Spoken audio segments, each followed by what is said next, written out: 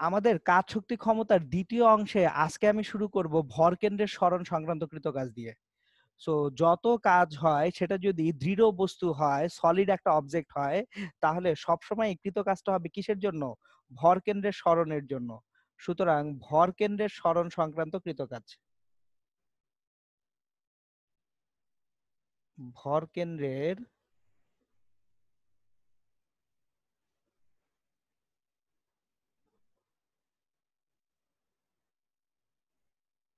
সরণ সংক্রান্ত কৃতকাজ। এখন এইটা অ্যাকচুয়ালি ভরকেন্দ্রের সরণটা যেটা হবে, সেই ভরকেন্দ্রের সরণ থেকে আমরা আসলে সরণটা বের করি। আমি একেবারে খুব সিম্পল একটা এক্সাম্পল দেই। ধরেন একটা বস্তু,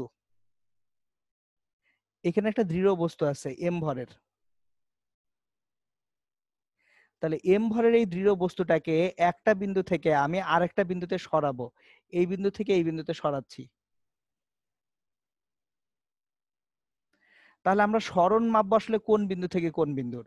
সবসময় আমরা সরণ মাপি যে আগে ভরকেন্দ্র কোথায় ছিল, এখন ভরকেন্দ্রটা কোথায় আছে। সুতরাং আমরা আসলে দেখি হচ্ছে ভরকেন্দ্রের সরণ। তাহলে এটা যদি ভরকেন্দ্রের সরণ এক্স হয়, আমার যদি সরানোর জন্য বল দেই এফ, তাহলে কৃত কাজ W equals to F x. আমরা আসলে এখন এই যে এই চ্যাপ্টারে যাই পড়বো সব জায়গায় পড়বো কার সরণ? ভরকেন্দ্রের সরণ। আমরা কিন্তু যে কোনো বিন্দুর সরণ দেখবো না, অলওয়েজ দেখবো কি ভরকেন্দ্রের সরণ কতটুকু হচ্ছে। এখন আমি যদি ওয়াই অক্ষে চিন্তা করি, একটা বস্তুকে আমি ওয়াই অক্ষে তুলবো। সো ওয়াই অক্ষে একটা বস্তুকে মাটি থেকে তুলবো। ধরেন মাটি থেকে এখান থেকে একটা বস্তুকে এখানে তুলতেছি।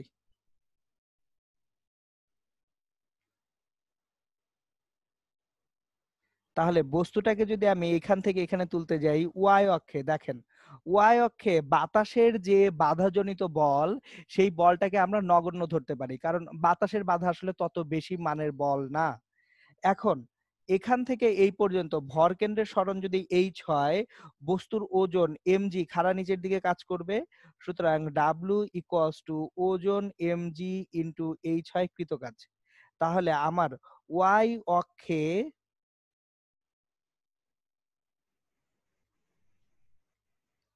বস্তুর সরণ সংক্রান্ত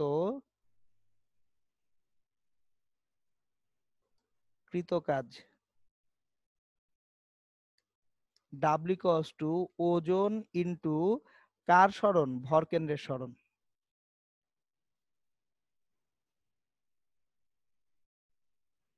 অ্যাকচুয়ালি এই কনসেপ্ট থেকে অনেক রকমের আপনার কোশ্চেন করা যেতে পারে। আমি একটা একটা করে কোশ্চেন বা সিনারিও গুলো তৈরি করব। প্রথমে আপনাদেরকে যে ইনফরমেশনটা মাথায় রাখতে হবে, শূন্যে এক্স অক্ষ বরাবর কোনো বস্তু সরাতে কৃতকাজ শূন্য, কিন্তু শক্তি ব্যয়িত হয়। এই ব্যয়িত শক্তিটা আসে অভিকর্ষজ বিভব শক্তি বা গ্র্যাভিটেশনাল পটেনশিয়াল এনার্জি থেকে। সো এই অভিকর্ষজ বিভব শক্তি বা গ্র্যাভিটেশনাল পটেনশিয়াল এনার্জি।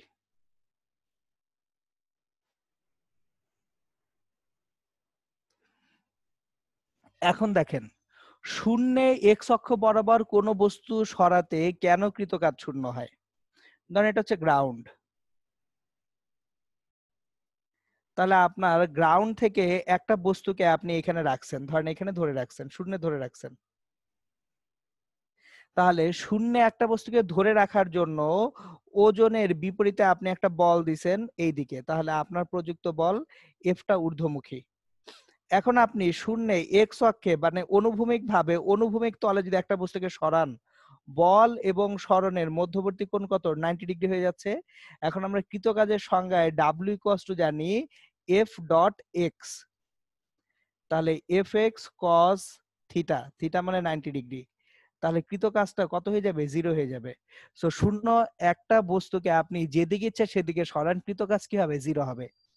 কিন্তু আপনার বস্তুটা যে উচ্চতায় ধরে রাখছেন, এই যে বস্তুটাকে এইচ উচ্চতায় যদি ধরে রাখেন,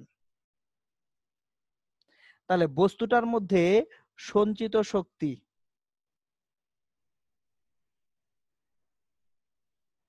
mgh, এটা কিন্তু হচ্ছে গ্র্যাভিটেশনাল পটেনশিয়াল এনার্জি। এই যে সঞ্চিত শক্তিটা আছে, এই সঞ্চিত শক্তিটা হচ্ছে গ্র্যাভিটেশনাল পটেনশিয়াল এনার্জি বা অভিকর্ষজ বিভব শক্তি। তাহলে এই অভিকর্ষজ বিভব শক্তিটা ধরে রাখার জন্য আপনাকে কি করতে হচ্ছে? এনার্জিটা ব্যয় করতে হচ্ছে। তার মানে যদি আমি শূন্যে এক্স অক্ষ বরাবর কোনো বস্তু সরাতে চাই, আমার কৃত কাজ শূন্য হয়ে যাবে, কিন্তু সেক্ষেত্রে আমাকে অবশ্যই কি ব্যয় করতে হবে? শক্তি ব্যয় করতে হবে। কেন শক্তি ব্যয় করতে হবে? কারণ অভিকর্ষজ বিভব শক্তি কাজ করতেছে। আশা করি এটা সবাই বুঝতেছেন। আমি একটু স্লো যাব এই জায়গাগুলায়, কারণ হচ্ছে এইখানে বেসিক আন্ডারস্ট্যান্ডিং এ কিছু প্রবলেম আপনাদের থাকে। এখন চলেন আমি একটা কোশ্চেন করি, একটা জাস্ট কোশ্চেন করি। কোশ্চেনটা হচ্ছে 2 কিলোগ্রাম ভরের একটি বস্তু মাটি হতে 2 মিটার উচ্চতায় 2 মিনিট ধরে রাখতে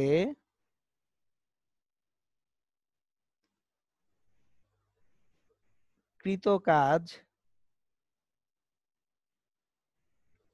কত? সো এটা আজকের কোশ্চেন 1। এটা এমসিকিউ টাইপ কোশ্চেন হিসেবে থাকে।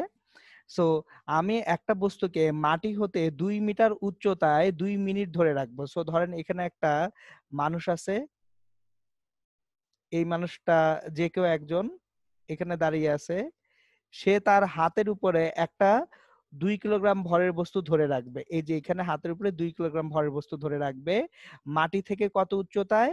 ঠিক 2 মিটার উচ্চতায়। কত সময় ধরে রাখবে? 2 মিনিট সময় ধরে রাখবে। এখন দেখেন সে কি বস্তুটাকে সরাচ্ছে? কোনো সরণই হচ্ছে না তো বস্তুটার।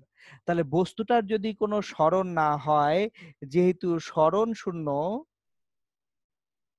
সেহেতু কৃতকার্য শূন্য। এইবার এই কোশ্চেন 1 থেকে কোশ্চেন 2 তে দেই। 2 কিলোগ্রাম ভরের একটি বস্তু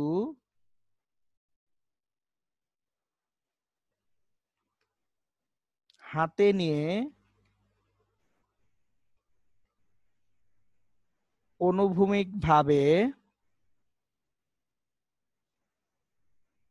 5 মিটার হেঁটে যেতে কৃতকাজ কত? দেখেন আপনি এক্স অক্ষে সরতেছেন 2 কিলোগ্রাম ভরের একটা বই হাতে নিয়ে, তাহলে যদি এক্স অক্ষে সরেন, বইয়ের ওজনটা কাজ করতেছে কোন অক্ষে?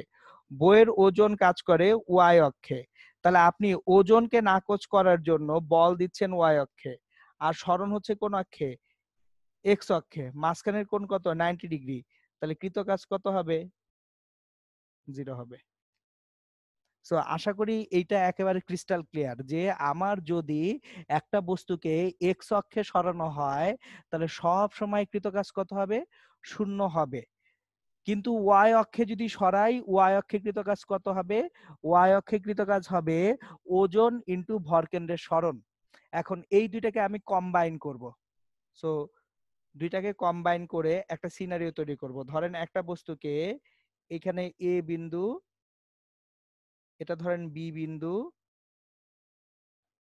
আর এখানে ধরেন সি বিন্দু। আমি সি বিন্দু থেকে একটা বস্তুকে এ বিন্দুতেও তুলতে পারি, অথবা সি বিন্দু থেকে একটা বস্তুকে বি বিন্দুতেও তুলতে পারি। সো জিনিসটা বুঝেন, সি বিন্দু হচ্ছে গ্রাউন্ডে, মাটিতে আছে। এ এবং বি এই দুইটা বিন্দুরই উচ্চতা সমান। এ বিন্দু আছে এইচ উচ্চতায়, বি বিন্দু আছে এইচ উচ্চতায়। এখন আপনাকে যদি প্রশ্ন করা হয়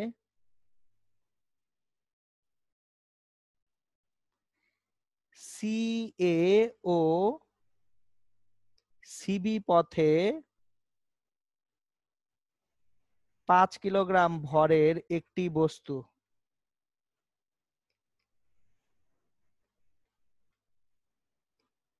তোলা হলে কোন পথে কৃতকাজ বেশি হবে? আপনি একটা বস্তুকে সি এ পথে তুলবেন আর একটা বস্তুকে সিবি পথে তুলবেন, কোন পথে কৃতকাজ বেশি হবে? তাহলে দেখেন ডাব্লিউ সি এ, সি থেকে এতে বস্তু তুলতেছেন সোজা ওয়াই অক্ষে, তাহলে ডাব্লিউ সি এ সমান এমজিএইচ। আর W CB equals to W C A plus W A B. একটা জিনিস খেয়াল করেন, এ থেকে বি যেটা আছে, এই এ থেকে বি পথে কৃতকাজ কত? জিরো। কেন জিরো? কারণ এ থেকে বিতে যখন বস্তুটা যাচ্ছে, বস্তুর ওজনের বিপরীতে এমজি এর বিপরীতে এফ বল দিচ্ছেন, কিন্তু এ থেকে বি পথে সরণ এবং ওজনের মাঝখানের কোণ কত? 90 ডিগ্রি। তাহলে ডাব্লিউ এ বি অ্যাকচুয়ালি কত দিচ্ছে আমাকে? জিরো দিচ্ছে। তাহলে W CB equals to W C A সমান এমজিএইচ। সো আমরা অ্যাকচুয়ালি ডাব্লিউসিবি যা পাবো ডাব্লিউসিএ তাই পাবো। সুতরাং আপনি শূন্যে একটা বস্তুকে একই উচ্চতায় যে পথেই তোলেন না কেন সকল পথেই কৃতকাজ সমান। সো আমরা এখানে ইম্পর্টেন্ট ইস্যুটা মাথায় রাখি, শূন্যে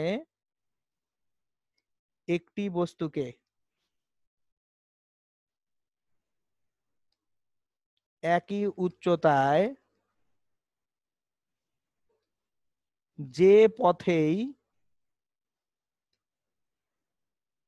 তোলা হোক না কেন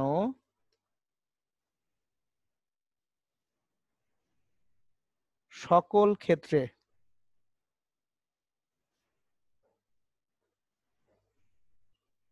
কৃতকাজ সমান হবে। আমি এইটাকে আরো একটা এক্সাম্পল দিয়ে বুঝাবো, কারণ আপনাদের প্রত্যেকটা এক্সাম্পল আমি দিচ্ছি এই কারণে যে যাতে আমার কনসেপ্ট গুলো ক্লিয়ার থাকে। ধরেন একটা আনত তল আছে, এখানে থিটা কোণে আনত একটা তল, একটা বস্তু এখানে আছে এম ভরের। আপনি এই বস্তুটাকে এই আনত তলে এখান থেকে এখানে তুলবেন। সো ফর এক্সাম্পল ধরি এটা এ বিন্দু, এটা বি বিন্দু, এটা সি বিন্দু। আমি বস্তুটাকে এসি পথে তুলতে চাই, ডাব্লিউ এসি। কৃতকাজ কত হবে সেটা দেখি। তাহলে এসি পথে তুলতে গেলে আমার যে বলটা দিচ্ছি দেখেন ওজন এমজি খাড়া নিচের দিকে কাজ করে, তাহলে এমজির একটা উপাংশ এমজি সাইন থিটা নিচের দিকে কাজ করবে। আমাকে যে বলটা অ্যাপ্লাই করতে হবে সেই বল এফ মিনিমাম হইতে হবে এমজি সাইন থিটা।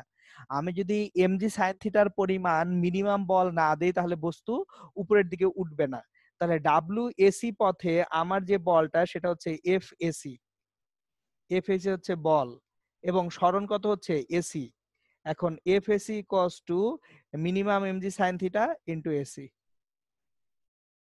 আর যদি আমি বি থেকে সিতে একই বস্তুটাকে তুলি, আমি একই বস্তুকে বি থেকে সিতে যখন তুলবো তখন আমার যে বলটা এখানে ঊর্ধ্বমুখী যে বলটা এফ বিসি, এই এফ বিসি বলটা ডিরেক্টলি ওজন এমজি এর সমান হবে। সুতরাং আমার ডাব্লিউ বিসি যখন বের করব এটা equals to F BC into BC. এখন এফ বিসি সমান এমজি, এমজি ইন্টু বিসি। এখন একটা জিনিস খেয়াল করেন, ডাব্লিউ এসি যেটা ছিল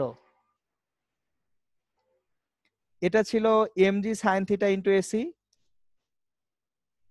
কিন্তু এটা যেহেতু একটা সমকোণী ত্রিভুজ সেহেতু BC divided by AC equals to sine theta. সুতরাং BC equals to sine theta into AC. তাহলে এই sine theta into AC equals to কি হয়ে যাচ্ছে? এমজি ইন্টু বিসি হয়ে যাচ্ছে। তার মানে দেখেন এখান থেকেও ডাব্লিউ এসি সমান ডাব্লিউ বিসি আসতেছে।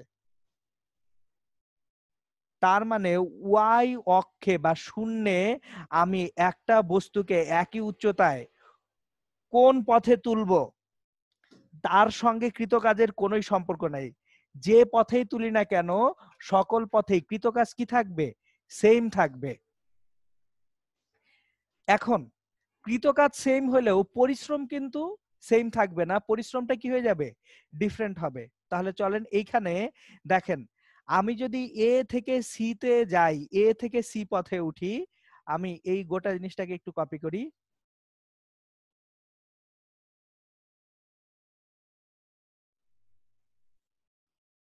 দেখেন এ হতে সি পথে কৃতকাজ এবং বি হতে সি পথে কৃতকাজ সমান।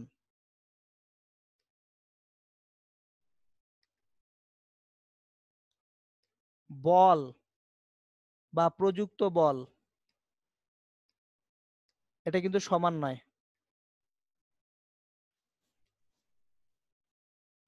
বলটা কিন্তু সমান নয়। F A C not equals to FBC.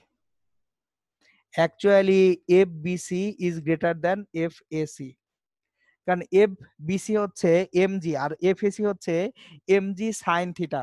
অবশ্যই কম্পোনেন্ট বা উপাংশটা কি হবে, ছোট হবে। তাহলে আমার পরিশ্রম, যে পরিশ্রমটা হচ্ছে, পরিশ্রম নির্ভর করে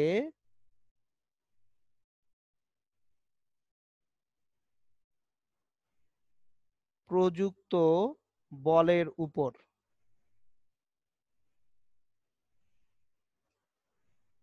প্রযুক্ত বল যত বেশি হবে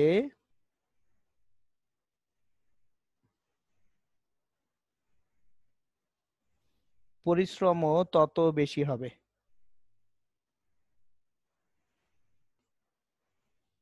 তাহলে একটা জিনিস দেখেন, কৃতকাজ সমান কিন্তু প্রযুক্ত বল সমান নাও হইতে পারে। সো আপনি একই উচ্চতায় তুলবেন কিন্তু আপনার পরিশ্রম এক এক ক্ষেত্রে এক এক রকম হবে। তাহলে পরিশ্রমের যে অ্যামাউন্টটা, ইফোর্ট, আপনি কতটুকু ইফোর্ট দিচ্ছেন, সেই ইফোর্টটা অ্যাকচুয়ালি ডিপেন্ড করতেছে কিসের উপরে, ইফোর্টটা ডিপেন্ড করতেছে কোন পথে ইফোর্ট দিচ্ছেন তার উপরে। এখন একটা মজার জিনিস খেয়াল করেন, এইখানে অ্যাকচুয়ালি পড়ালেখার সঙ্গে একটা সুন্দর সম্পর্ক আছে। দেখেন এইখানে কৃতকাজ বা আউটপুটটা সেম, কেউ একজন কম পরিশ্রমে আউটপুটটা পাচ্ছে আর কেউ একজন অনেক পরিশ্রমে আউটপুট পাচ্ছে। এই সিস্টেমটার দিকে তাকান, এ থেকে সি পথে দূরত্বটা কি বড়, লম্বা দূরত্ব এ থেকে সি, বল কি কম না? আপনি এ থেকে সিতে আসবেন, এ থেকে সি পথে লম্বা পথে আসবেন কম বল দিয়ে।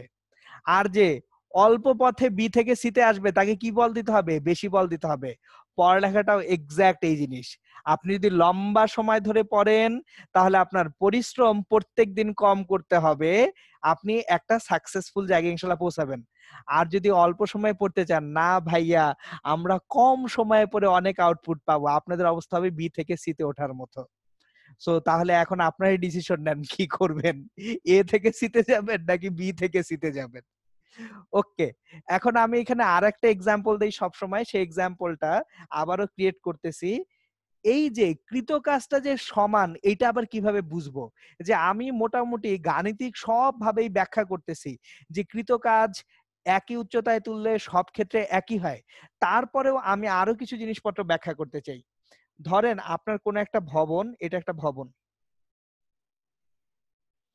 এই ভবনে একটা সিঁড়ি আছে, একটা লিফট আছে, এবং আবার মাকড়সা মানব স্পাইডারম্যানকেও আমরা দাওয়াত দিব।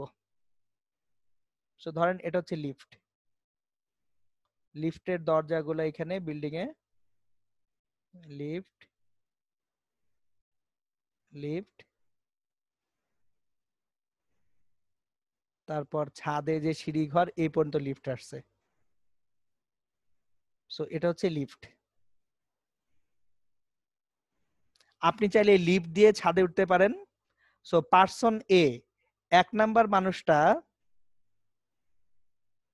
ধরেন এটা হচ্ছে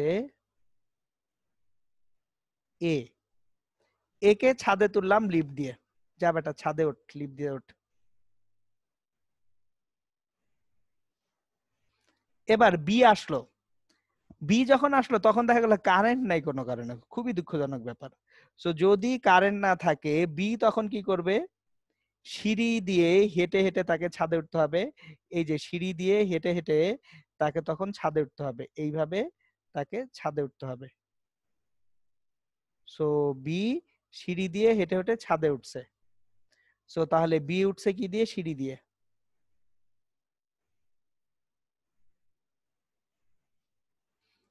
আর আমাদের আরেকজন অতিথি আছে, সে হচ্ছে মাকড়সা মানব বা স্পাইডারম্যান। সো স্পাইডারম্যানকে আমরা এখান থেকে বললাম, যা বেটা তুই তো স্পাইডারম্যান, তুই এইখানে এই দেয়াল বেয়ে বেয়ে ছাদে ওঠ। তাহলে স্পাইডারম্যান সি ছাদে উঠছে কি দিয়ে, দেয়াল বেয়ে।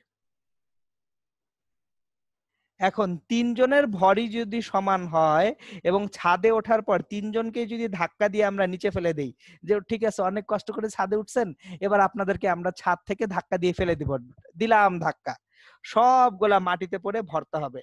সো এও মাটিতে পড়ে ভর্তা হবে, এটা হচ্ছে এ এর ভর্তা হওয়া শরীর। এখানে বিও ভর্তা হবে, বিও ভর্তা হইছে, সি কেও ভর্তা করছেন, এপার থেকে ওই পারে তিনটাকে পাঠিয়ে দিছেন, মনে হয় আপনার শত্রু ছিল। তাহলে এখন দেখেন এই তিনটাকে যদি আমি ছাদ থেকে ফেলে দিই ধাক্কা দিয়ে, প্রত্যেকটাকে ছাদ থেকে ধাক্কা দিয়ে ফেলে দিচ্ছি, তাহলে তারা একই গতি শক্তি নিয়ে কিন্তু মাটিতে পড়বে। তার মানে কি, ছাদে তিনজনের শক্তি সমান। তাহলে তিনজনের শক্তি যদি ছাদে সমান হয়, তাহলে তারা ছাদে উঠতে একই পরিমাণ কাজ করছে। সো এই জন্যই একটু আগে বলছি আমি, যে ওয়াই অক্ষে আপনি কোন পথে কাজ করতেছেন ডাজন্ট ম্যাটার, একই উচ্চতায় যে পথে তোলনা হোক কেন সকল ক্ষেত্রে কৃতকাজ কি হবে, সমান হবে। এবং কৃতকাজটা হবে ওজন ইন্টু কিসের সরণ, ভর কেন্দ্রের সরণ। সো এই যে দেখেন ওয়াই অক্ষে কৃতকাজটা সবসময় কি হচ্ছে, ওজন ইন্টু ভর কেন্দ্রের সরণ হচ্ছে, যেটা শুরু থেকেই বলতেছিলাম। সো একেবারে শুরুতেই কি বলছি, এই যে দেখেন ওয়াই অক্ষে বস্তুর সরণ সংক্রান্ত কৃত কাজ ডাব্লিউ সমান কি, ওজন ইন্টু ভর কেন্দ্রের সরণ। এখন আমরা এই থিওরিটাকে অ্যাপ্লাই করে একটার পর একটা ম্যাথ করতে শুরু করব। অনেক কোশ্চেন এখান থেকে করা যায়, যে কোশ্চেনগুলা দেখে খুব জটিল মনে হয় কিন্তু অ্যান্সার খুব সহজ হয়। তাহলে চলেন কোশ্চেন 4 দিয়ে যাত্রা শুরু করি। কোশ্চেন 4,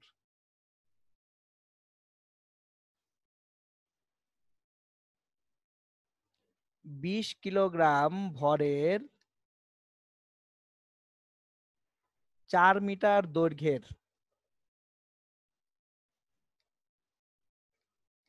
একটি শিকলের 1/4 1/4 টেবিলের কিনারা হতে বাইরে ঝুলে আছে।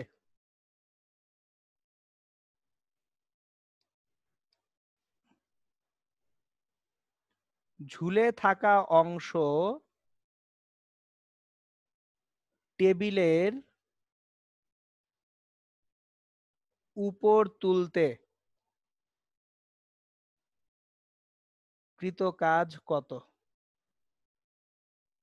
এটা একটা অস্থির কোশ্চেন। মানে বেসিক ব্যাপার হচ্ছে, যার ক্লিয়ার আন্ডারস্ট্যান্ডিং আছে, এই যে এতক্ষণ ধরে আপনাদের যে যা পড়াচ্ছি ভরকেন্দ্রের সরণ নিয়ে যার ক্লিয়ার আন্ডারস্ট্যান্ডিং আছে, তার জন্য এই অঙ্কটা হচ্ছে ডাল ভাত টাইপ অঙ্ক। আরে ভাই খুব সোজা কোশ্চেন আসছিল, এমনিতেই পেরে গেছি।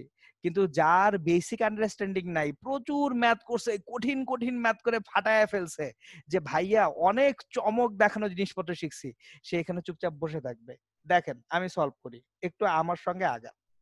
যে এটা একটা টেবিল, এই টেবিলের এক পাশ থেকে আমি এই শিকলটাকে ঝুলায় রাখছি। শিকলের কতটুকু ঝুলায় রাখছি, 1/4।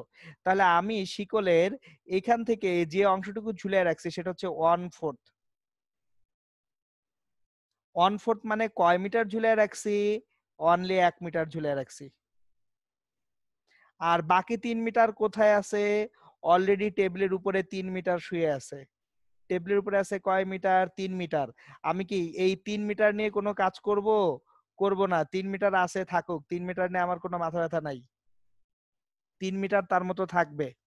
আমি কাকে তুলবো? এই যে 1 মিটার যে ঝুলে আছে এটাকে তুলবো।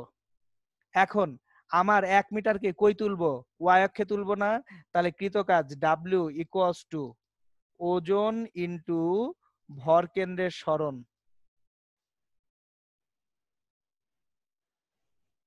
মানে যে ওয়েটটা আছে এইটাকে সেন্টার পয়েন্ট অফ যে গ্রাভিটি, সেই সেন্টার পয়েন্ট অফ গ্রাভিটি দিয়ে মাল্টিপ্লাই বা গুণ করে দিব।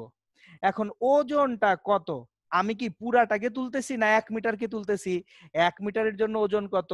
1/20, সরি 1/4 ইন্টু 20। দেখেন 4 কিলো, 4 মিটার দৈর্ঘ্যের জন্য ভর 20 কিলো। তাহলে 1 মিটারের জন্য ভর কত? 1/4 ইন্টু 20, এটা হচ্ছে ভর। তারপর ভরের সঙ্গে 9.8 গুণ করলে কি পাবো? ওজন পাবো। পাইছি। ভর কেন্দ্র কোথায় থাকবে? একটা সুষম বস্তুর ভর কেন্দ্রে ঠিক মাঝখানে থাকে না? তাহলে ভর কেন্দ্রের সরণ কত হবে? 1 মিটারের অর্ধেক, মানে 0.5 মিটার। এত জুল। অঙ্ক শেষ। আপনার কিছু করতে হবে না। তাহলে 5 ইন্টু 9.8 ইন্টু 0.5 জুল। এখন ভাইয়া ক্যালকুলেটর তো নাই, তো কি হয়েছে? সমস্যা নাই। দেখেন অ্যাকচুয়ালি 5 ইন্টু 9.8 যখন করতেছেন, এইখানে 9.8 কে 0.5 দিয়ে গুণ করলে কত হয়? 4.9। তাহলে 5 ইন্টু 4.9 জুল। এখন 5 নং 45, 20 4 24, 24.5 জুল হবে কৃতকাজ। শেষ। কোনো ঝামেলা ছাড়া অঙ্ক হয়ে গেছে। আমি আরেকবার রিপিট করতেছি, আরেকবার একটু মনোযোগ দিয়ে দেখেন, মানে এগুলো খুব সোজা অঙ্ক। আমার একটা শিকলের 1/4 দৈর্ঘ্য টেবিলের কিনারা থেকে বাইরে ঝুলে আছে। পুরাটা না, 1/4 বাইরে ঝুলে আছে। তাহলে যেটুকু তুলবো সেটা নিয়ে কাজ হবে। যেটা অলরেডি টেবিলের উপরে শুয়ে আছে ওইটা নিয়ে কি আমার মাথা ব্যথা আছে? নাই। তাহলে টেবিলের বাইরে আছে মাত্র 1 মিটার দৈর্ঘ্য।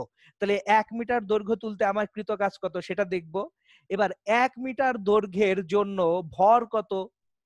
পুরাটার ভর হচ্ছে 20 কিলো। তাহলে 1 মিটারের ভর হচ্ছে 1/4, 20/4 কিলো। তাহলে ওজন কত? ভর ইন্টু 9.8। আর ভর কেন্দ্রের সরণ 1 মিটার ঝুলে আছে ঠিক আছে, কিন্তু 1 মিটারের ভর কেন্দ্র কোথায় আছে? তার অর্ধেকে। কেন? সুষম বস্তুর ভর কেন্দ্র থাকে বস্তুর দৈর্ঘ্যের ঠিক মাঝখানে। সেখান থেকে আমরা ওজন ইন্টু ভর কেন্দ্রের সরণ করে কি পাচ্ছি? কৃতকাজ পেয়ে যাচ্ছি। খুব সিম্পল একটা অঙ্ক। এটা ছিল কোশ্চেন 4। এবার আসি আরেকটু পেঁচাই, কোশ্চেন 5।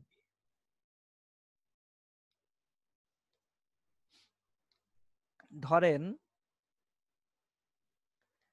5 মিটার দৈর্ঘ্যের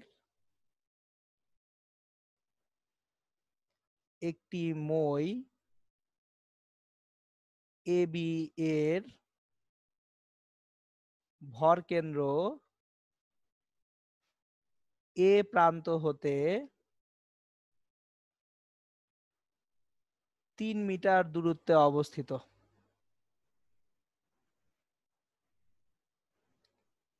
আমার একটা মই, এই মইটা এখন সুষম না, অসম হয়ে গেছে। দেখেন যদি সুষম বস্তু হয় ভরকেন্দ্র অবশ্যই মাঝখানে হইতে হবে।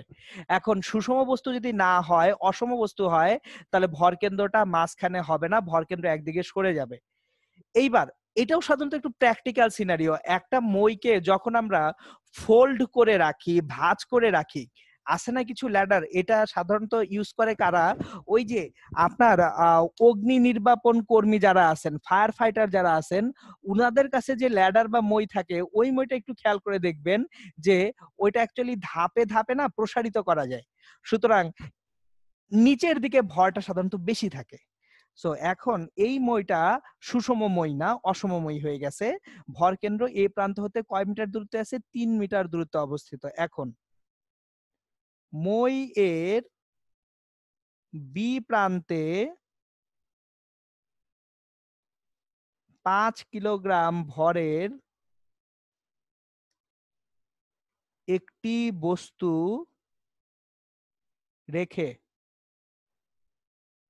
মইটিকে এ প্রান্তে খাড়া উলম্ব করতে,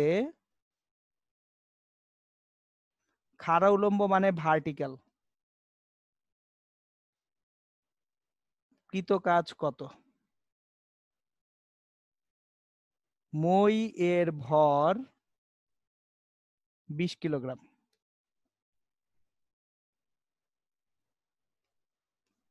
তাহলে দেখেন, আমার একটা মইয়ের ভর কেন্দ্র এ প্রান্ত হতে 3 মিটার দূরত্বে অবস্থিত। তাহলে আগে মাটিতে থাকা অবস্থায় চিন্তা করি। মাটিতে থাকা অবস্থায় ঘটনাটা ছিল এরকম, এটা হচ্ছে এ, এটা হচ্ছে বি। এ থেকে বি এর যে দূরত্ব এটা হচ্ছে 5 মিটার। এখন ভর কেন্দ্রটা এ থেকে 3 মিটার দূরত্বে অবস্থিত। ধরেন আমার সি বিন্দুতে আছে ভর কেন্দ্র, তাহলে ভর কেন্দ্রটা কয় মিটার? 3 মিটার দূরত্বে অবস্থিত। এখন আমি একটা বস্তু বাঁধবো কোন প্রান্তে? বি প্রান্তে। বি প্রান্তে একটা বস্তুকে বাঁধলাম, যার ভর হচ্ছে কয় কিলোগ্রাম? 5 কিলোগ্রাম।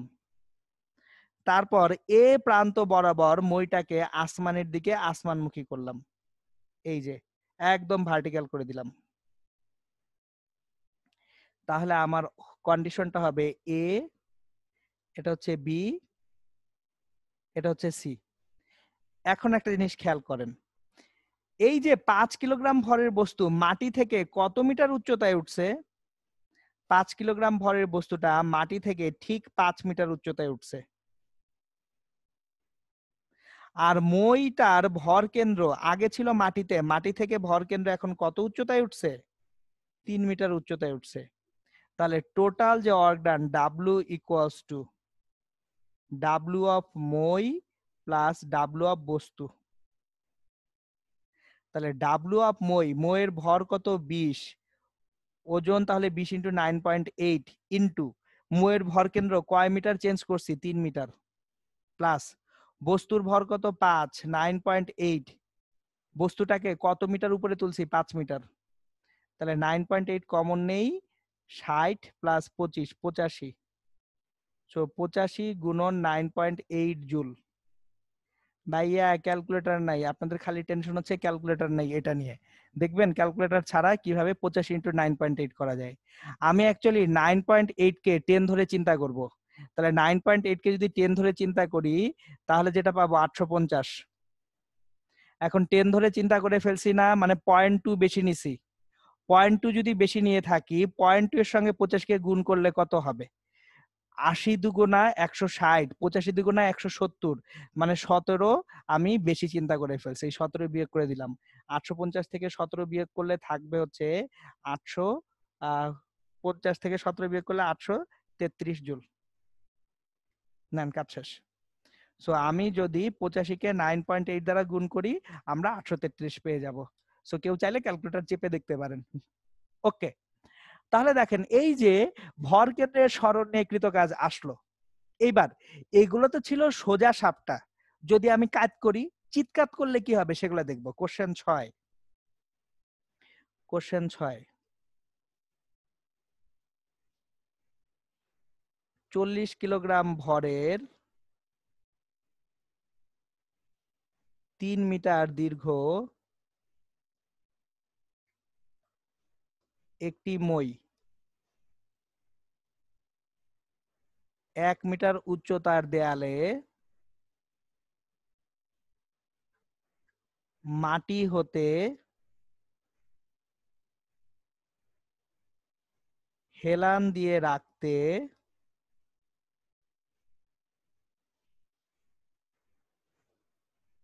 কৃত কাজ কত? আমি 40 কিলোগ্রাম ভরের একটা মই নিব যেটা 3 মিটার দীর্ঘ এবং এটা 1 মিটার উচ্চতার একটা দেয়ালে হেলান দিব। তাহলে এই যে এটা ছিল শুরুতে, মই কোথায় ছিল? মাটিতে ছিল। এখন মইটাকে মাটি থেকে 1 মিটার উচ্চতার একটা দেয়ালে হেলান দিব। তাহলে এটা হচ্ছে 1 মিটার, এটা হচ্ছে দেয়ালটা। এবার মইটা এখানে 3 মিটার এইভাবে হেলান দিচ্ছি। তাহলে মইয়ের ভর কেন্দ্র আগে কোথায় ছিল? মাটিতে। এখন মইয়ের ভর কেন্দ্র কোথায় আছে? মইয়ের ঠিক মাঝখানে। তাহলে এই ভর কেন্দ্রের সরণ কত হবে? এটা যদি হয় 1 মিটার, তাহলে এই এইচ হবে 0.5 মিটার, কারণ ভরকেন্দ্র কোথায় থাকে, ঠিক মাঝখানে থাকে।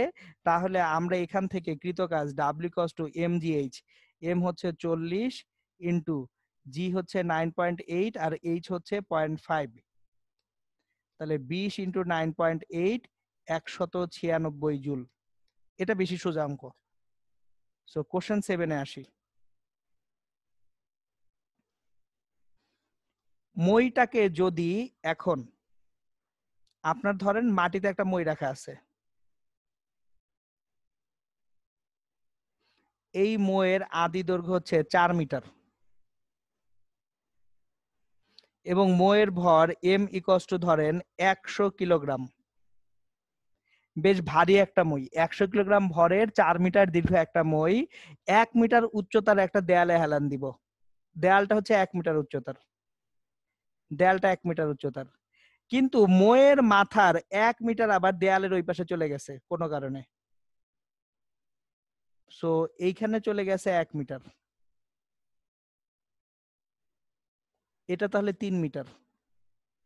জিজ্ঞেস করলো কৃত কাজ কত। সিনারিওটা আশা করি বুঝতে পারছেন যে আমি মইটাকে দেয়ালে হেলান দিব, কিন্তু এমন ভাবে হেলান দিব যাতে করে মইয়ের 1 মিটার কোথায় চলে যায়, দেয়ালের বাইরে চলে যায়। এক্ষেত্রে কৃত কাজ কত হবে। এখন এই ডায়াগ্রামটাকে আমি এনলার্জ করব, বড় করে আঁকবো আপনাদের বোঝার জন্য। এগুলো প্রত্যেকটা এমসিকিউ কোশ্চেন, ইভেন রিটেনেও আসতে পারে, কোনো সমস্যা নেই। এই হচ্ছে মইটা। আমার লাগবে ভর কেন্দ্রের সরণ। ভর কেন্দ্রটা কি ঠিক 2 মিটারে না, এটা 2 মিটার, এটাও 2 মিটার। এখন এইটা যদি 1 মিটার হয় তাহলে এইটুকু কি 1 metre. O A B C D, আমার এ বি জানি 1 মিটার, সিডি এই এইচটা কত জানতে হবে। তাহলে একটা জিনিস খেয়াল করেন, CD divided by A B. আমি যদি দুইটা ত্রিভুজ চিন্তা করি, ত্রিভুজ ওসিডি এবং ও এ বি, এই দুইটা ত্রিভুজে সিডি বাই এ বি সমান হচ্ছে ওসি ডিভাইডেড বাই ওবি। যে কোনো দুইটা বাহুর রেশিও সমান না দুইটা ত্রিভুজের, তাহলে ওসিডি ত্রিভুজের সিডি বাহু এবং ওসিডি ত্রিভুজের ওসি বাহু, সিডি ওসি দুইটা একদিকে, আবার ও এ বি ত্রিভুজের এবি বাহু আর ও বি ত্রিভুজের অনুরূপ ওবি বাহু নিলাম, তাহলেই হয়ে গেছে। তাহলে সিডিটা বের হয়ে যাবে এইচ, এবির মান 1, ওসি ওসি হচ্ছে 2 আর ওবি হচ্ছে 3। তাহলে এইচ সমান 2/3 মিটার। ভরকেন্দ্রের সরণ 2/3 মিটার। কৃতকাজ ডাব্লিউ সমান mgh, m সমান 100 কিলোগ্রাম, জি হচ্ছে 9.8 এবং এইচ হচ্ছে 2/3 এত জুল। সুতরাং 200 into 9.8 196 divided by 3 joule. So 196 কে যদি আমরা 3 দ্বারা ভাগ করি, 3 6 18, 3 5 15, 65.33 জুল অ্যান্সার হবে। সো এই যে দেখেন, একটা বস্তুকে কোন একটা আনত তলে হেলান দিলে কি কি হইতে পারে সব দেখে ফেললাম ইনশাল্লাহ আমরা। এবার নেক্সট যে সিনারিতে আসবো সেটা হচ্ছে ভর কেন্দ্রের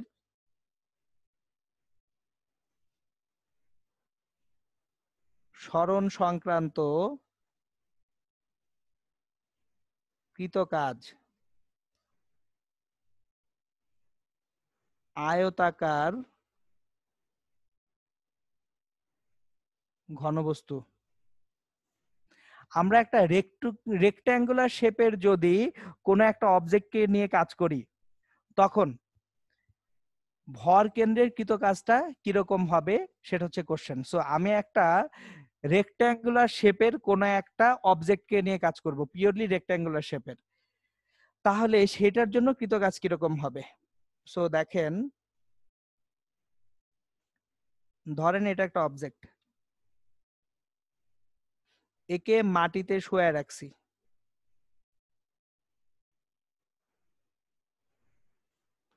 এর দৈর্ঘ্য হচ্ছে এল, প্রস্থ হচ্ছে বি, উচ্চতা এইচ, এগুলো কিন্তু জাস্ট রিভিশন হয়ে যাচ্ছে আপনাদের।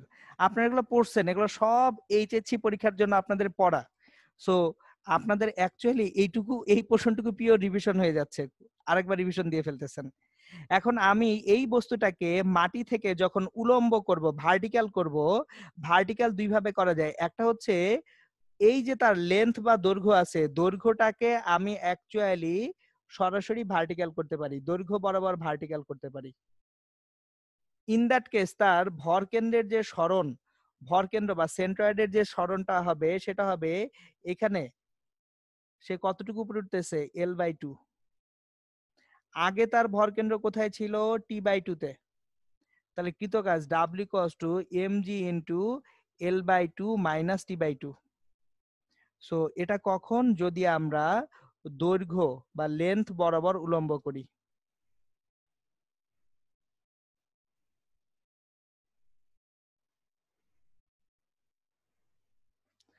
আর যদি আমি লেন্থ বরাবর উলম্ব না করে, লেন্থ বরাবর ভার্টিক্যাল না করে, আমি যে উইডথ আছে সেই উইডথ বরাবর ভার্টিক্যাল করি, মানে প্রস্থ বা উইডথ বরাবর যদি ভার্টিক্যাল করি, সো প্রস্থ বা উইডথ বরাবর ভার্টিক্যাল করলে ঘটনাটা এরকম হবে।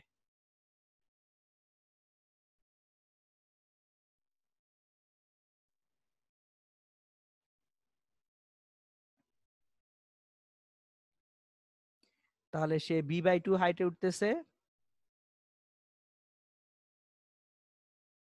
-T/2, এটা হচ্ছে প্রস্থ বরাবর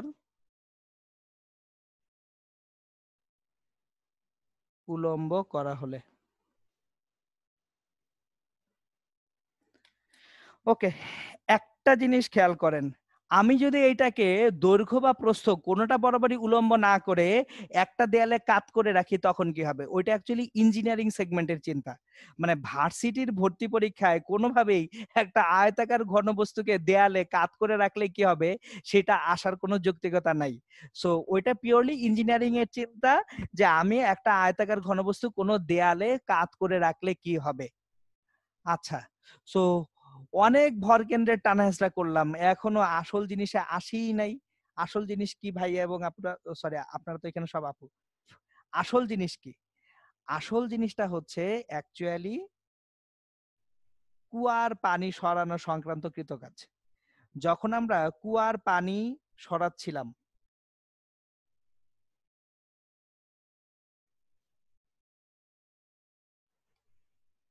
কুয়ার পানি সরানো সংক্রান্ত কৃতকাজ,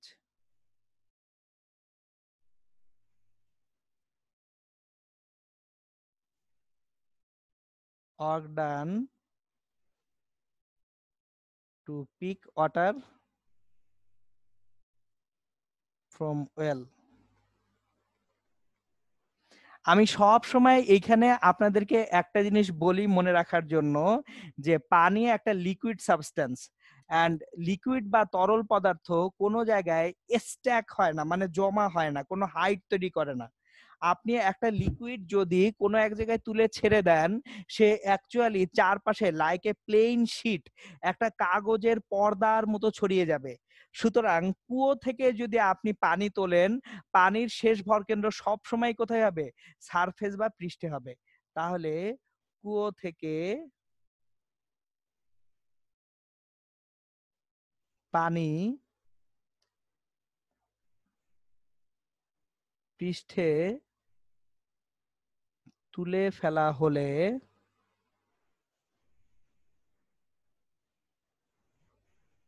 তুলে ফেলা পানির শেষ ভরকেন্দ্র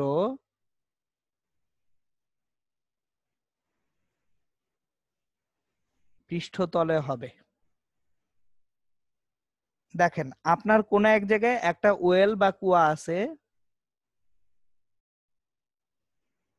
এই কুয়া থেকে আমি যখন পানিটা তুলবো, তুলে ফেলা যে পানিটুকু আছে, সেই পানিটুকুর শেষ ভরকেন্দ্রটা কোথায় হবে? লাস্ট যে ভরকেন্দ্র সেটা হবে পৃষ্ঠে, অলওয়েজ পৃষ্ঠে, এখানে হবে।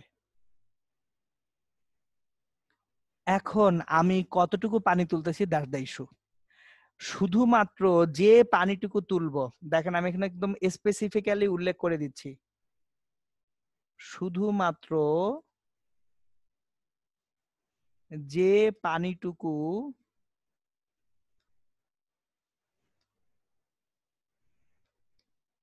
কুয়া থেকে তোলা হবে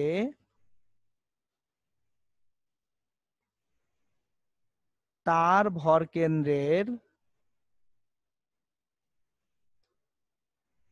সরণ বিবেচনা করতে হবে।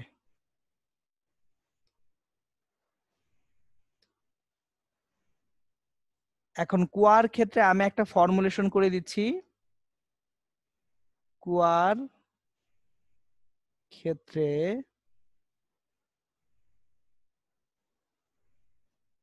তুলে ফেলা পানির জন্য ভরকেন্দ্রের সরণ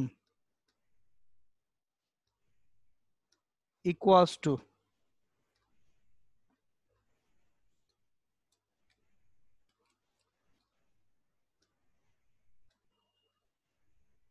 কুয়ার পৃষ্ঠতল মাইনাস তুলে ফেলা পানির আদি ভরকেন্দ্র। আমি অলওয়েজ এই কাজটা ফলো করি। দেখেন আমি যখন কুয়ার ক্ষেত্রে যে পানিটুকু তুলে ফেলবো সেই পানির জন্য সেন্ট্রয়েড বা ভরকেন্দ্রের যে সরণটা হবে সেটা হচ্ছে কুয়ার পৃষ্ঠতল থেকে বিয়োগ করব কি, যে পানিটুকু তুলে ফেলছে তার আদি ভরকেন্দ্রকে। তাহলে চলেন একটা একটা করে সিনারিও গুলা দেখে। আমি 3টা জেনারেল সিনারিও সবসময় আপনাদেরকে মাথায় রাখতে বলি। সিনারিও নাম্বার 1, পানিপূর্ণ কুয়া সম্পূর্ণ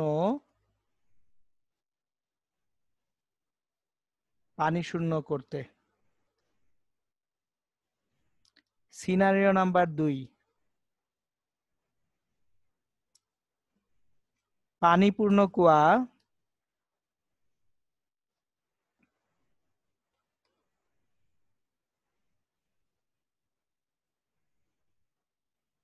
অর্ধেক পানি শূন্য করতে। আর সিনারিও নাম্বার 3, অর্ধেক পানিপূর্ণ কুয়া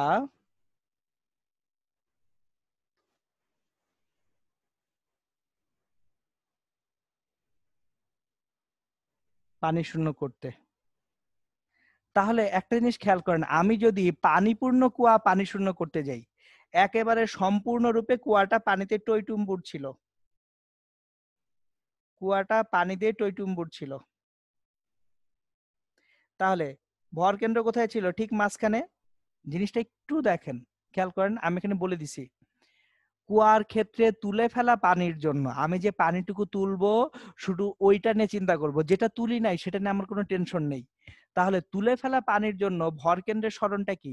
কুয়ার পৃষ্ঠতল মাইনাস তুলে ফেলা পানির আদি ভরকেন্দ্র। আমি এখানে সম্পূর্ণ পানি শূন্য করতেছি, তার মানে কুয়ার পুরো পানিটাই তুলতেছি। তাহলে সম্পূর্ণ পানির আদি ভরকেন্দ্র কোথায় ছিল? কুয়ার যে ডেপথ বা গভীরতার অর্ধেকে। তাহলে কুয়াটা যদি এইচ গভীরতার হয়ে থাকে, তুলে ফেলা পানির আদি ভরকেন্দ্র ছিল কোথায়? পৃষ্ঠ থেকে h/2 গভীরতায়। তাহলে কৃতকাজ W equals to mg into h/2। আমরা একটা জিনিস ধরে নেই, মনে করি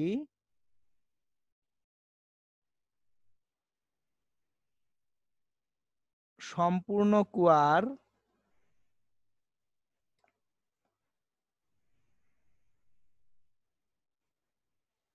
ধারণ ক্ষমতা m, আমরা m ধরে নিলাম সম্পূর্ণ কুয়ার ধারণ ক্ষমতা। তাহলে এই যে দেখেন পুরো পানি তুলছি, m ভরের পানি তুলছি, জি হচ্ছে জাস্ট অভিকর্ষ ত্বরণ, আর h/2 ভরকেন্দ্রের সরণ হচ্ছে এখানে কত? h/2।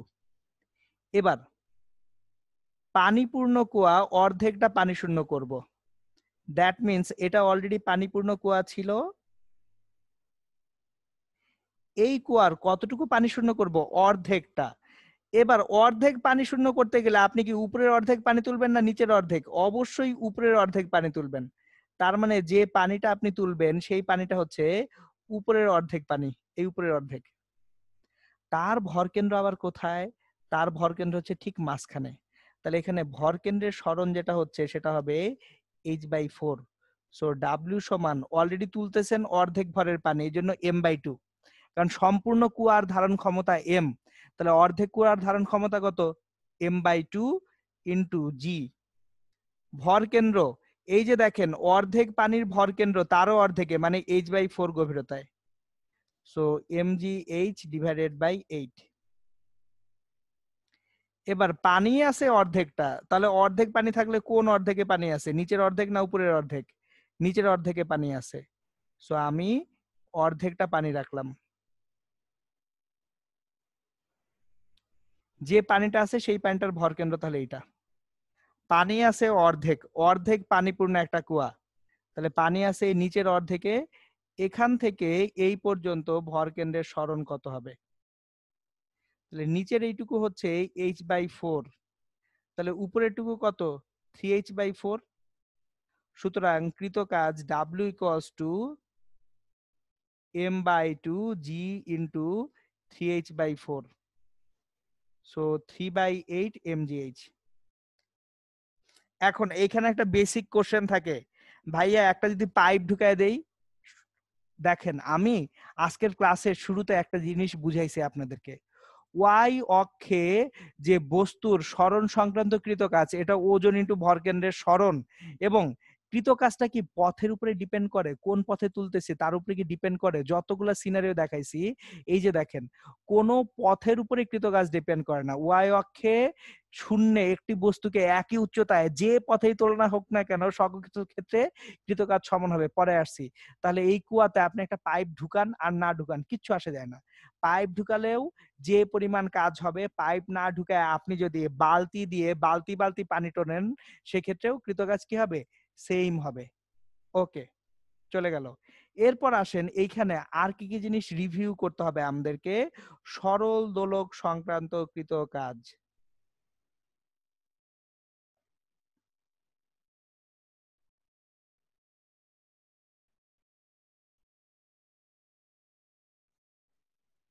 work done due to simple pendulum।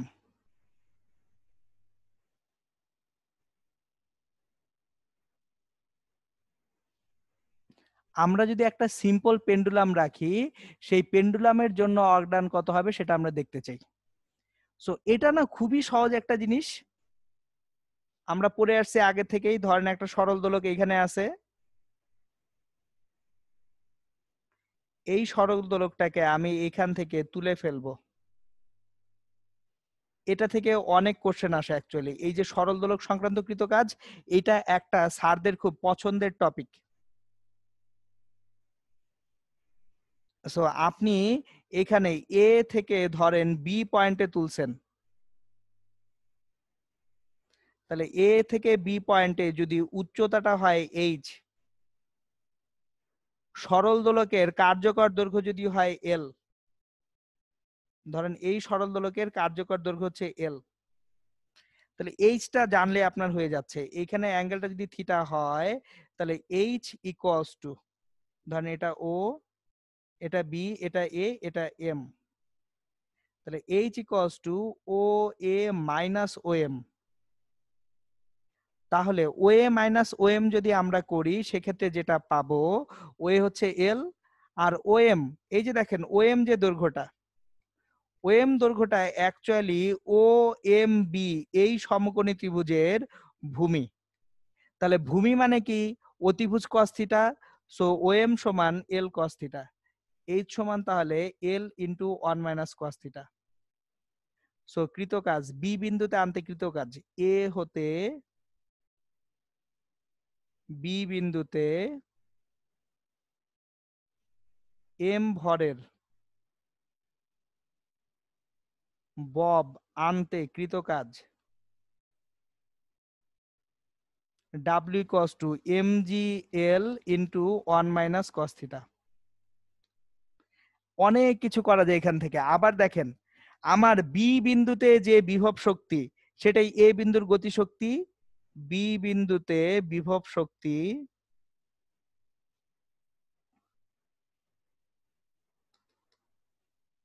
এ বিন্দুতে গতি শক্তি।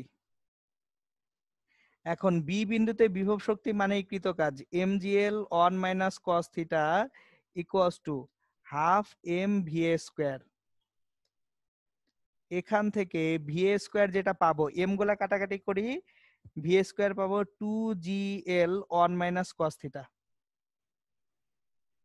এটাই হচ্ছে আমাদের সরল দোলক সংক্রান্ত কৃত কাজ। আপনাদেরকে অনেক সময় তেনা পেঁচাইতে পারে। দেখেন আমি এখান থেকে একটা কোশ্চেন টু, সরি এখানে কোশ্চেন নাম্বার কত হবে সেটা একটু আমরা দেখি। আমরা এর আগে কোশ্চেন 7, এটা হবে কোশ্চেন 8, আজকের কোশ্চেন 8।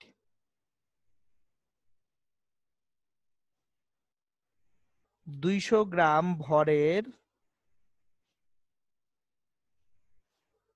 একটি বব 1 মিটার কার্যকর দৈর্ঘ্যে সরল ছন্দিত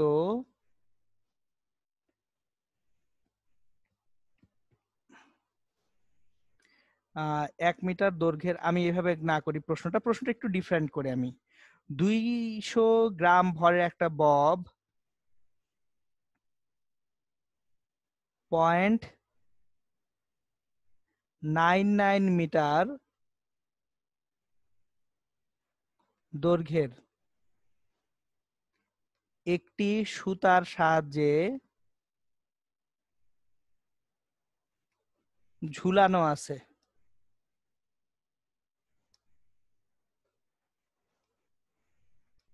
ববটির ব্যাসার্ধ 1 সেন্টিমিটার হলে ও ববটিকে সাম্যাবস্থান হতে 60 ডিগ্রি কোণে টেনে ছেড়ে দিলে ববটি যখন সাম্যাবস্থান হতে 30 ডিগ্রি কৌণিক সরণে থাকবে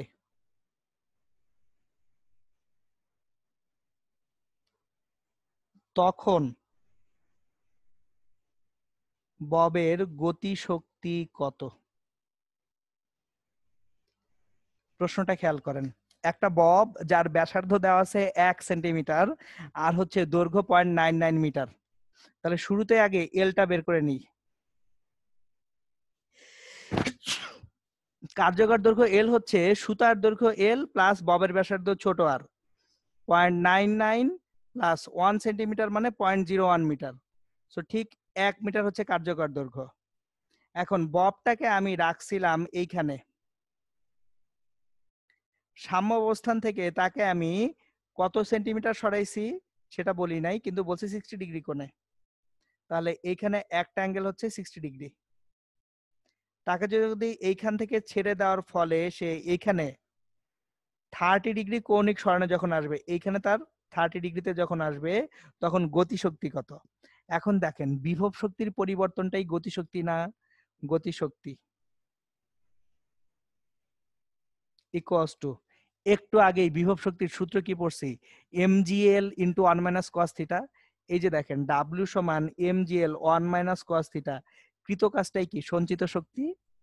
তাহলে আমার গতিশক্তি যেটা পাবো mgl 1 মাইনাস cos 60 ডিগ্রি, এটা ছিল এইখানে বিভব শক্তি। আর এখানে সে বিভব শক্তি কত হচ্ছে mgl 1 মাইনাস cos 30 ডিগ্রি। তাহলে এই দুইটাকে বিয়োগ করলে বিভব শক্তির যে পরিবর্তন সেটাই কি হবে? গতিশক্তি হবে। অঙ্ক শেষ হয়ে গেছে। তাহলে mgl 1 minus cos 60 degree minus 1 plus cos 30 degree. So mgl cos 30 degree minus cos 60 degree. So মানগুলা আমরা ক্যালকুলেটর ছাড়া যদি হয় m এর মান 0.2, g এর মান 9.8, l এর মান 1, cos 30 ডিগ্রির মান কত? √3/2 মাইনাস cos 60 ডিগ্রির মান হচ্ছে হাফ। সো আমরা তাহলে এখানে পাবো যেটা 2 কমন যদি নেই ওইখান থেকে 2.2 0.1 ইন্টু 9.8 0.98 ইন্টু √3 মাইনাস 1 জুল, এটা হচ্ছে আমার প্রাপ্ত গতি শক্তি। সুতরাং সরল দোলক সংক্রান্ত ঝামেলাও আমাদের শেষ হয়ে গেল। ওকে, এই চ্যাপ্টারে আর দুইটা টপিক বাকি আছে, চলেন আমরা এই দুইটা টপিক পড়ে চ্যাপ্টারটা শেষ করব। একটা টপিক হচ্ছে ক্ষমতা আর আরেকটা হচ্ছে কর্মদক্ষতা। এখন ক্ষমতার টপিকটা দিয়ে শুরু করব। ক্ষমতা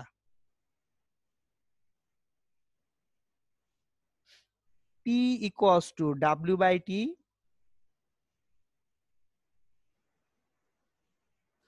কৃত কাজ বাই সময়। এখন আমি অ্যাকচুয়ালি এইখানে দুইটা জিনিস নিয়ে আসব। একটা হচ্ছে সমবেগে চলমান বস্তুর ক্ষমতা,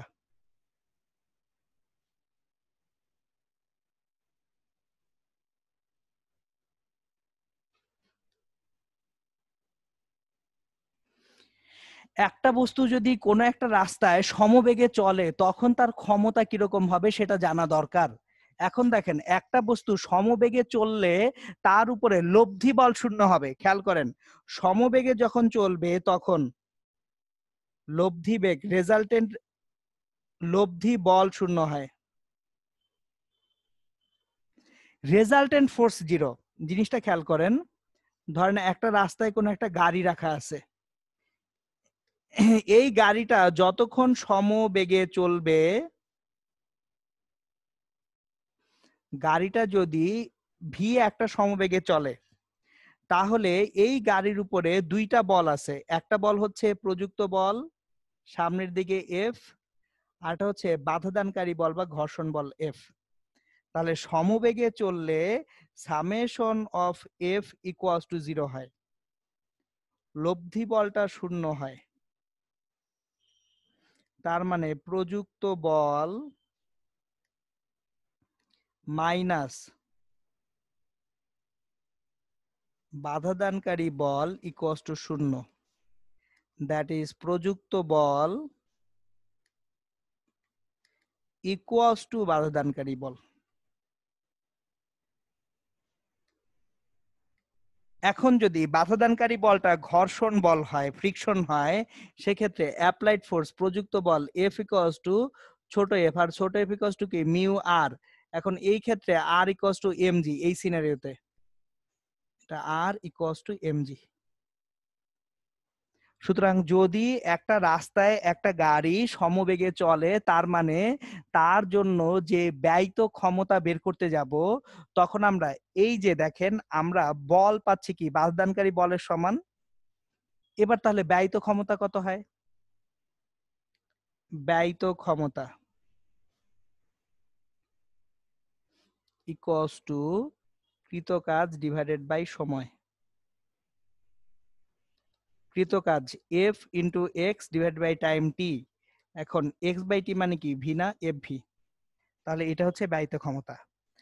আর যদি একটা বস্তুকে আমরা কোনো একটা ক্রেনের সাহায্যে টেনে উপরে তুলতে যাই, ধরেন ভি সমবেগে টেনে উপরে তুলবো, ওজন এমজি নিচের দিকে কাজ করে, তাহলে উপরের দিকে এফ ইকুয়ালস টু এমজি হবে। তাহলে ক্রেন দিয়ে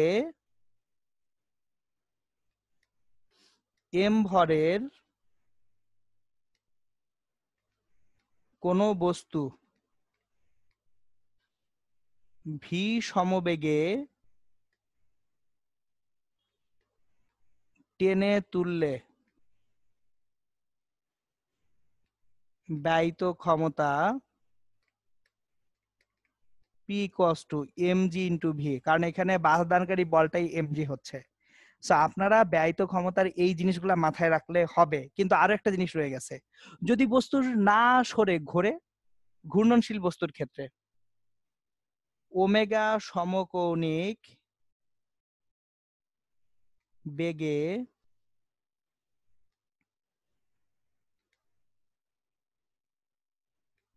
ঘূর্ণনশীল বস্তুর জন্য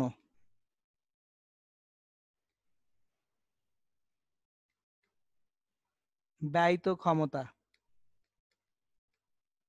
P equals to tau into omega, যেখানে টাউটা হচ্ছে টর্ক।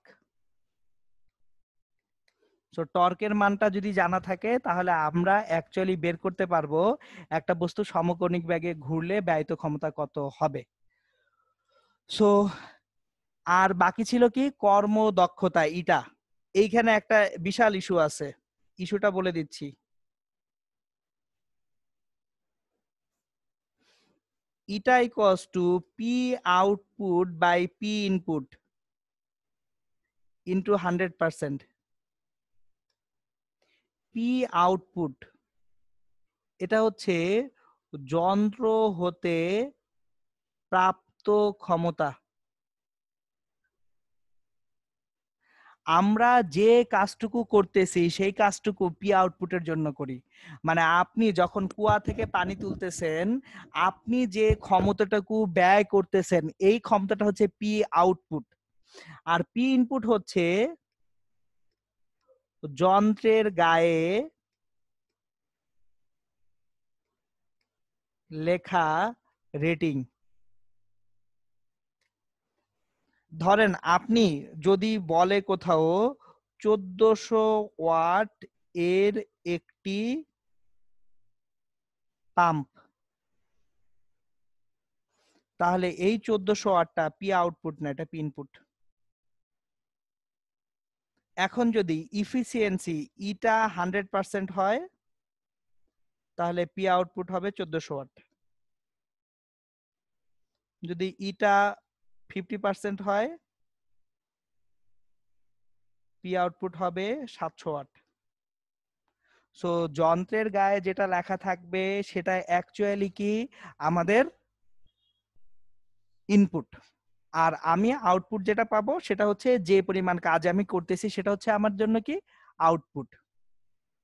ওকে, আমাদের অ্যাকচুয়ালি কাজ শক্তি ক্ষমতার ভার্সিটি অংশটুকু শেষ। এখন যেটুকু দেখাবো এটা পিওর ইঞ্জিনিয়ারিং, মানে এখন একেবারে আপগ্রেডেড পিওর ইঞ্জিনিয়ারিং, কি কি ঝামেলা করা যায়। So only engineering.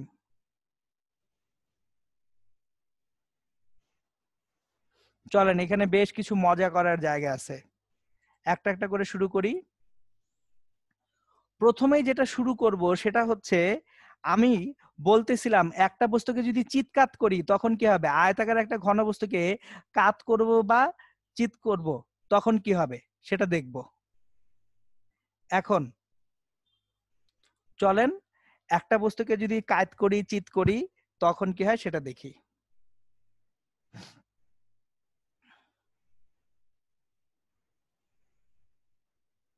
ধরেন একটা আয়তাকার ঘন বস্তু, কোন একটা আয়তাকার ঘন বস্তু আছে, আমি একেবারে কোশ্চেন আকারে দিই। এটা আজকের দিনের কত নাম্বার কোশ্চেন হবে আমাদের? এটা হবে কোশ্চেন 9।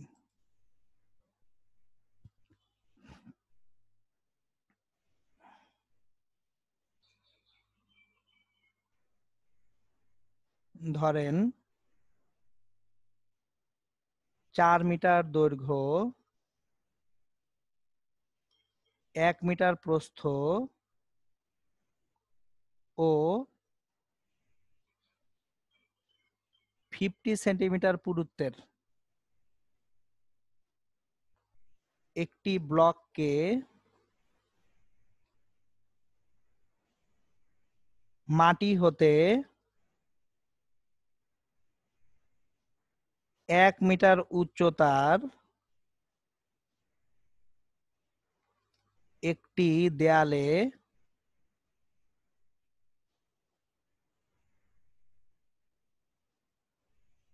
হেলান দিয়ে রাখতে হবে।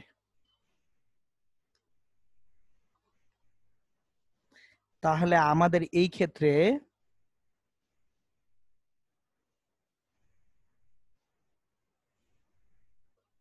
কৃত কাজ কত হবে?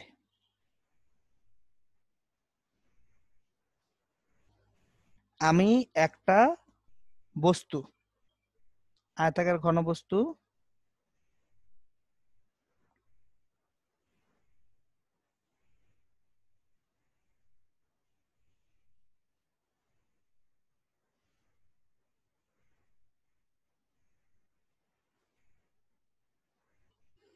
এটাকে একটা দেয়ালে হেলান দিয়ে রাখবো। যে দেয়ালের উচ্চতা হচ্ছে 1 মিটার, 1 মিটার উচ্চতার একটা দেয়ালে হেলান দিয়ে রাখবো। সো এইভাবে হেলান দিলাম,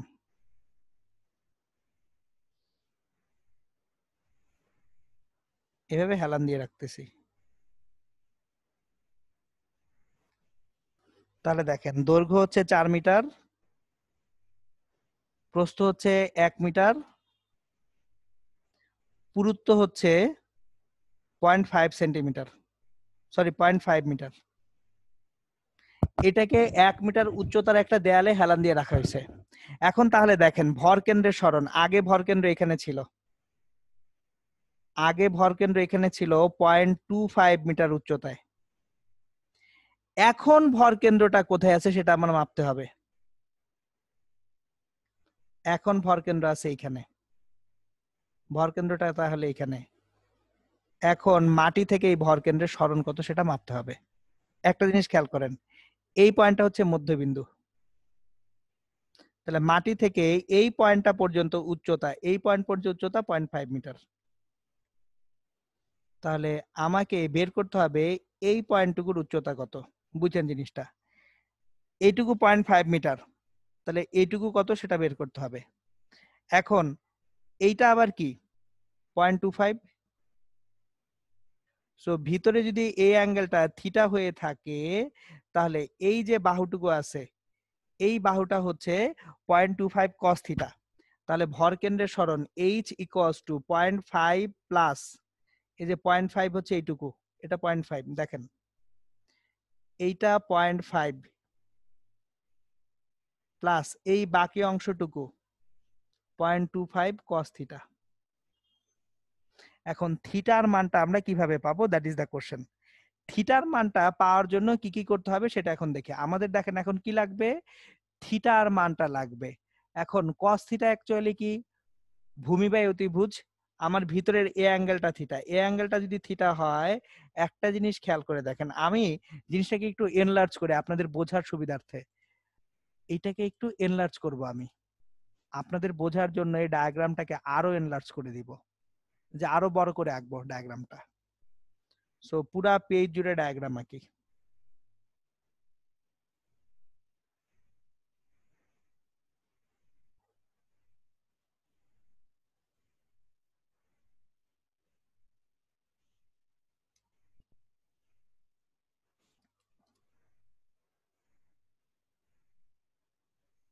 এই যে দেয়ালটা ছিল 1 মিটার, এখান থেকে এটা হচ্ছে 0.25 মিটার।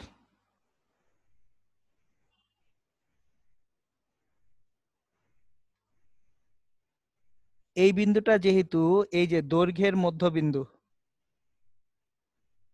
তাহলে দেখেন এটা হচ্ছে 0.5 মিটার, মানে এই অংশটুকু 0.5 মিটার। তাহলে এইটা হচ্ছে, এই যে এটা যদি থিটা হয় 0.25 কস থিটা। এখন এই থিটার মানটা আমার দরকার। থিটার মান কিভাবে পাবো? এটা যদি থিটা হয়, খেয়াল করেন এটা কি 90 মাইনাস থিটা, তার মানে এই অ্যাঙ্গেলটাও থিটা। বুঝছেন এই অ্যাঙ্গেলটা কি থিটা না? তাহলে এই অ্যাঙ্গেলটা যদি থিটা হয় আমার, অ্যাকচুয়ালি এই অ্যাঙ্গেলটাও থিটা, এটাও কত থিটা। এখন দেখেন এইখানে আসেন, এই দৈর্ঘ্যটা কত মিটার, 2 মিটার। এটা কত 0.5 মিটার, এটা থিটা। তাহলে আমি দেখতেই পাচ্ছি সাইন থিটা ইকুয়ালস টু 0.5 লম্ব ডিভাইড বাই অতিভুজ 2.5। তার মানে সাইন থিটা ইকুয়ালস টু 0.2। তাহলে cos theta equals to root over 1 minus 0.04। Cos থিটার মান ডিরেক্ট পেয়ে গেছেন। তাহলে কৃত কাজ W equals to M G H, M into G into H, হয়ে গেছে, কাজ শেষ। সো এটা হচ্ছে তাহলে একটা ব্লককে আমরা যদি কোনো একটা দেয়ালে হেলান দিয়ে রাখি, হেলান দিয়ে রাখার ক্ষেত্রে কৃতকাজের হিসাবটা গেল। ওকে, এটা গেল একটা ধরনের প্রবলেম। এইবার কেউ একজন একটা কোশ্চেন করছিলেন যে একটা ববের ভিতরে পানি রাখলে কি হবে, সেই পানিটা যদি কমতে শুরু করে বাড়তে শুরু করে তাহলে সরল দোলকের দোলনকাল কিভাবে চেঞ্জ হবে। ধরেন একটা এইখানে সুতার নিচে একটা সরল দোলক ঝুলানো আছে, এই দোলকটায় আপনি প্রথমে পানি পূর্ণ রাখছেন, নিচের দিকে একটা ফুটা করে রাখছেন, ফুটা দিয়ে পানিটা ফোটায় ফোটায় পড়ে যেতে পারে। তাহলে এই ক্ষেত্রে খেয়াল করেন, একেবারে শুরুতে ভরকেন্দ্রটা কোথায় থাকবে? মাঝখানে, ভরকেন্দ্র মাঝখানে থাকবে। এরপর যত সময় যাবে পানি যত কমতেছে, পানি কমতেছে মানে ভরকেন্দ্রটা নিচে নামবে। তাহলে আমি যদি এনলার্জ করি জিনিসটা, এই দেখেন পানিপূর্ণ অবস্থায় ভরকেন্দ্র ছিল ঠিক মাঝখানে যখন পানিপূর্ণ ছিল, যতই পানি কমবে ততই ভরকেন্দ্রটা কি উপর থেকে আস্তে আস্তে নিচের দিকে নামবে না? এরপর নিচে নেমে আবার ভরকেন্দ্রটা কি করবে? উপরের দিকে শুরু করবে, উঠতে শুরু করবে। সুতরাং যদি একটি সরল দোলকের বব পানি পূর্ণ করে এরপর আস্তে আস্তে পানি ফেলে দেওয়া হয়,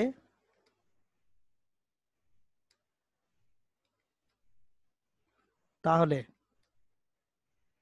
শুরুতে কার্যকর দৈর্ঘ্য বাড়তে থাকবে।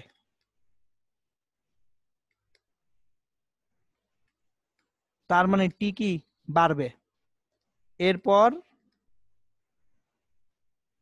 আবার কার্যকর দৈর্ঘ্য কমতে থাকবে, টি অ্যাকচুয়ালি কমবে। ওকে, যদি এটা কাজ শক্তি ক্ষমতার সঙ্গে রিলেটেড প্রশ্ন না, এটা অ্যাকচুয়ালি আপনার প্রশ্নটা চলে গেছে এতে কি বলে সরল ছন্দিত স্পন্দনে চলে গেছে। হোয়াটএভার, যেহেতু কোশ্চেন কোনো সমস্যা নেই, আলহামদুলিল্লাহ আমরা শিখে ফেললাম। এখন আসেন এইখানে কাজ শক্তি ক্ষমতায় আমরা আজকে যা যা পড়ছি এর মধ্যে অ্যাডিশনাল ইঞ্জিনিয়ারিং এর জন্য আর কি কি জিনিসপত্র আছে। খুবই সুন্দর একটা জিনিস আছে, সেটাকে বলা হয় হচ্ছে আপনাদের কর্মদক্ষতার বেলায় কাপলিং বা সংযোজন, কাপলিং বা যন্ত্রের সংযোজন।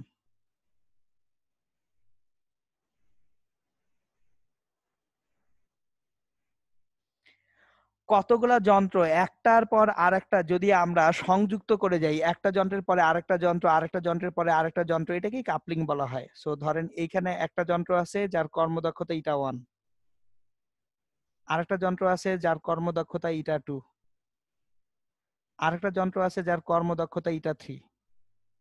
তাহলে আমি যদি প্রথম যন্ত্রের মাথায় পি ইনপুট দেই, প্রথম যন্ত্রের আউটপুট হবে ইটা 1 পি ইনপুট, দ্বিতীয় যন্ত্রের আউটপুট হবে ইটা 2 ইটা 1 পি ইনপুট, তৃতীয় যন্ত্রের আউটপুট হবে ইটা 3 ইটা 2 ইটা 1 পি ইনপুট। তাহলে এই যে এটা হচ্ছে পি আউটপুট। তাহলে P output by P input equals to eta 1 eta 2 eta 3।